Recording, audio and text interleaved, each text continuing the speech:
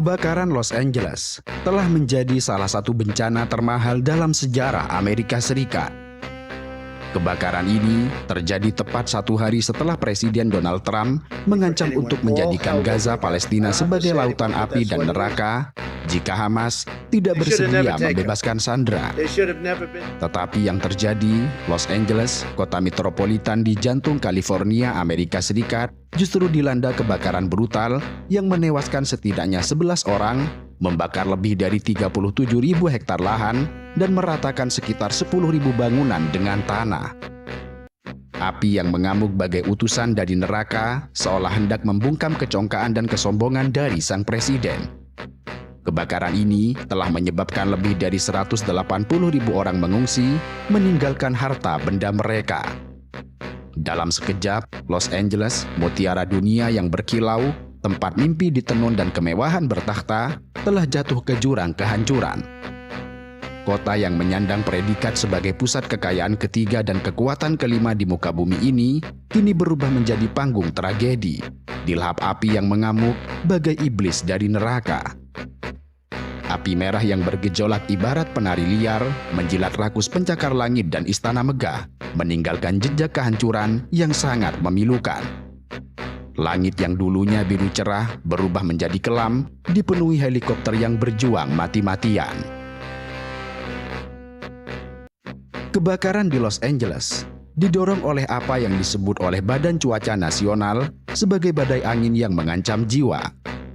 Angin topan menyebabkan api membakar lingkungan yang dipenuhi rumah-rumah yang bernilai jutaan dolar. Sebagai gambaran, total kerusakan dan kerugian ekonomi akibat bencana kebakaran hutan ini dapat mencapai hampir 4% dari PDB tahunan negara bagian California. Akibat kebakaran ini, Amerika Serikat mengalami kerugian antara 135 hingga 150 miliar dolar Amerika Serikat atau setara dengan 2.200 triliun hingga 2.447 triliun rupiah.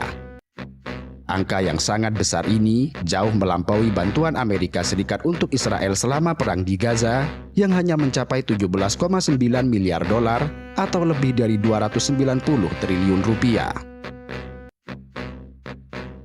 Sebagaimana umum diketahui, sejak 7 Oktober tahun 2023, Amerika Serikat telah menggelontorkan dana sebesar 17,9 miliar dolar dalam bentuk bantuan militer ke Israel selama berlangsungnya konflik di wilayah Gaza. Angka ini diperoleh dari laporan proyek biaya perang Universitas Brown yang dirilis tepat 1 tahun setelah perang Gaza meletus. Tidak hanya itu, 4,86 miliar dolar Amerika Serikat juga digunakan untuk memperkuat operasi militer Amerika Serikat di Timur Tengah dan sekitarnya sejak 7 Oktober tahun 2023.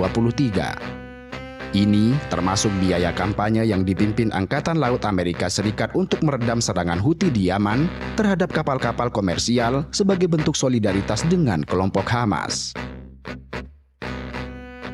Laporan ini merupakan salah satu perhitungan awal dari estimasi biaya yang dikeluarkan oleh Amerika Serikat saat pemerintahan Joe Biden mendukung Israel dalam konfliknya di Gaza dan Lebanon, serta berupaya menahan permusuhan dari kelompok bersenjata yang bersekutu dengan Iran di wilayah tersebut. Sebagai sekutu utama Israel, Amerika Serikat telah memasok berbagai persenjataan canggih, termasuk rudal untuk sistem pertahanan Iron Dome, bom presisi, helikopter angkut berat CH-53, helikopter serang AH-64 Apache, peluru artileri 155 mm, amunisi penghancur bunker, dan kendaraan lapis baja. Sejak tahun 1946, Amerika Serikat telah memberikan lebih dari 310 miliar dolar Amerika Serikat atau sekitar 5 kuadriliun rupiah bantuan militer dan ekonomi kepada Israel, setelah disesuaikan dengan inflasi menurut Dewan Hubungan Luar Negeri, sebuah lembaga pemikir Amerika Serikat. Perjanjian bantuan militer senilai 38 miliar dolar Amerika Serikat atau sekitar 616,2 triliun rupiah yang diteken pada tahun 2016 masih berlaku hingga kini. Dengan alokasi 3,8 miliar dolar Amerika Serikat atau sekitar 61,6 triliun rupiah per tahun untuk pembiayaan militer asing serta pertahanan rudal. Paket darurat pada tahun 2024 menambah pundi-pundi bantuan, termasuk 14,1 miliar dolar Amerika Serikat yang setara dengan 228,6 triliun rupiah yang disetujui pada Februari dan pengiriman senjata senilai 2,5 miliar dolar Amerika Serikat pada bulan Maret.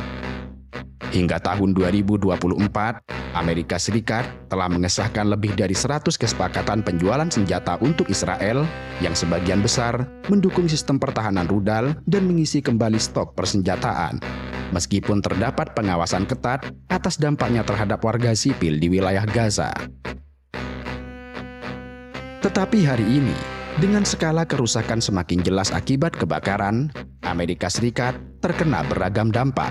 Salah satunya, perusahaan asuransi yang dipaksa untuk meninjau kembali penilaian risiko dan strategi penetapan harga mereka yang berpotensi menyebabkan premi yang lebih tinggi dan berkurangnya opsi perlindungan bagi pemilik rumah di daerah berisiko tinggi.